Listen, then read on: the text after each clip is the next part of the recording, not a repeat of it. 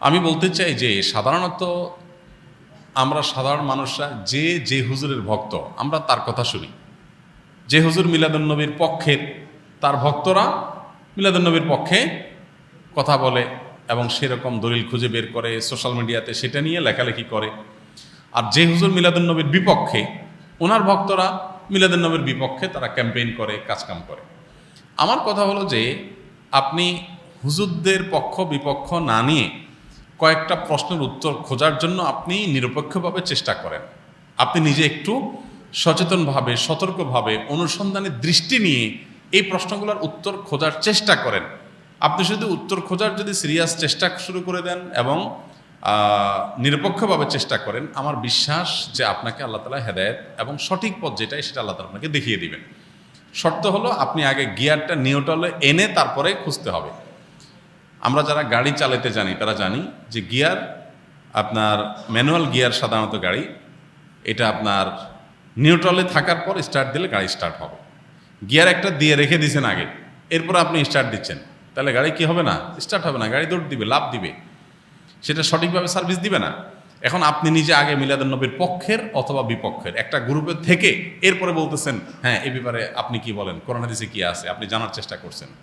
এইভাবে আপনি আসলে সত্য জানতে পারবেন না। সত্য জানতে হলে আপনাকে নিউট্রালে থাকতে হবে, যে ঠিক আছে আমি এটা নিয়ে অনুসন্ধান চালাই, পড়াশোনা করি, স্টাডি করি এবং আমার স্টাডির পর নিরপেক্ষভাবে সত্যিটা জানার জন্য আমি চেষ্টা করি। আল্লাহ তাআলার কাছে দোয়া করি আল্লাহ যেন আমাকে হেদায়েত করেন, গাইড করেন, তাহলে আপনি ইনশাআল্লাহ সঠিক পথ পাবেন। এবার আসেন প্রশ্নগুলো কি কি। এক নম্বর প্রশ্ন হলো, নবী করিম সাল্লাল্লাহু আলাইহি সাল্লামের যেদিন জন্ম হয়েছে, মিলাদুন্নবী মানে হলো নবী সাল্লাল্লাহু আলাইহি সাল্লামের জন্ম, এটাকে কেন্দ্র করে উদযাপন, আনন্দ ইত্যাদি। প্রশ্ন হলো, নবী করিম সাল্লাল্লাহু আলাইহি সাল্লামের যে তারিখে জন্ম হয়েছে সেই তারিখটা কি চূড়ান্ত এবং অবিতর্কিত কিনা, অর্থাৎ অমুক তারিখে তিনি জন্মগ্রহণ করেছেন, ইতিহাসবিদগণ এ ব্যাপারে একমত কিনা, বা হাদিস গ্রন্থগুলোতে এটা সুস্পষ্ট আসছে কিনা, এটা আপনি একটু জানার চেষ্টা করেন। আপনি যদি খোঁজ করেন, অনুসন্ধান চালান, তাহলে কিন্তু আপনি জানতে পারবেন, জানতে আপনার কষ্ট হবে না খুব বেশি, যে আসলে নবী সাল্লাল্লাহু আলাইহি সাল্লামের জন্মের তারিখটা এটা চূড়ান্ত কি চূড়ান্ত না।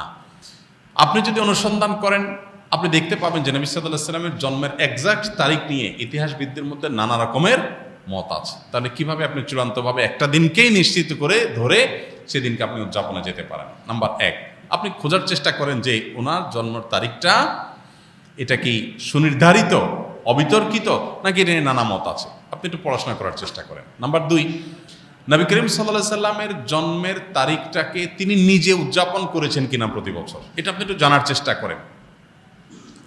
তিনি যদি নিজে নিজের জন্ম উদযাপন না করেন, তাহলে তার সিনিয়র সাহাবী যারা, চার খলিফা আরও যারা আছেন, এই সমস্ত সাহাবীরা কেউ যারা নবী সাল্লাল্লাহু আলাইহি ওয়াসাল্লামকে সবচেয়ে বেশি ভালোবাসতেন, নবী সাল্লাল্লাহু আলাইহি ওয়াসাল্লামের ভালোবাসার দোহাই দিয়েই তো আমরা এটা করি, তো তারা যারা নবী সাল্লাল্লাহু আলাইহি ওয়াসাল্লামকে এর ভালোবাসায় যারা উত্তীর্ণ হয়ে গেছেন, ভালোবাসায় যারা প্রমাণিত, তার আশেকে রাসূল বলি, যেটাই বলি আমরা তথাকথিত, এই জায়গাটা যারা ইতোমধ্যে প্রমাণিত হয়ে গেছেন, সেই সাহাবীরা যাদেরকে কোরআনে আল্লাহ সার্টিফিকেট দিয়েছেন নবী সাল্লাল্লাহু আলাইহি ওয়াসাল্লামের আনুগত্যের ব্যাপারে, ভালোবাসার ব্যাপারে, সেই মানুষগুলো নবী করিম সাল্লাল্লাহু আলাইহি সাল্লামের জন্ম দিবস উদযাপন করেছেন কি করেন নাই, আপনি এই বিষয়ে একটু খোঁজ নেন, তথ্য উপাত্তগুলো ভেরিফিকেশন করেন, যাচাই করেন।